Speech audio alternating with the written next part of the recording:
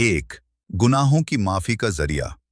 हदीस शरीफ में आता है कि जब बंदा वुजू करता है और अपने चेहरे को धोता है तो उसके चेहरे से वो गुनाह झड़ जाते हैं जो उसने आंखों से किए।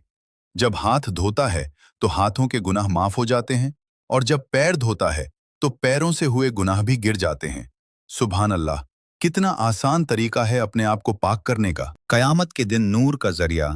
रसूलुल्लाह सल्लल्लाहु अलैहि वसल्लम ने फरमाया कि मेरी उम्मत कयामत के दिन वुजू के असर से चमकते हुए चेहरों और हाथ पैरों के साथ उठाई जाएगी। यानी वुजू सिर्फ दुनिया में ही नहीं बल्कि आखिरत में भी पहचान का जरिया बनेगा। दर्जात की बुलंदी। हर बार वुजू करने से अल्लाह ताला बंदे के दर्जात बुलंद फरमाता है और उसके गुनाहों को माफ करता है।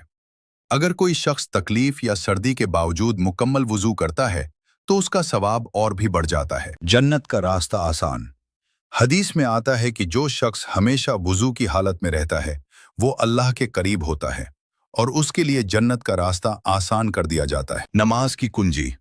नमाज जन्नत की कुंजी है और वुजू नमाज की कुंजी है। अगर वुजू सही होगा तो नमाज भी बेहतर होगी, और नमाज बेहतर होगी तो जिंदगी भी बेहतर होगी। शैतान से हिफाजत। वुजू करने से इंसान पाक रहता है और शैतान उससे दूर रहता है। पाकीज़गी ईमान का हिस्सा है और वुजू उसी पाकीज़गी का अहम हिस्सा है। हर कदम पर सवाब। जब इंसान वुजू करके मस्जिद की तरफ जाता है तो हर कदम पर उसे सवाब मिलता है और एक गुनाह माफ होता है। बीमारी से हिफाजत। वुजू एक तरह से साफ सफाई का बेहतरीन तरीका है।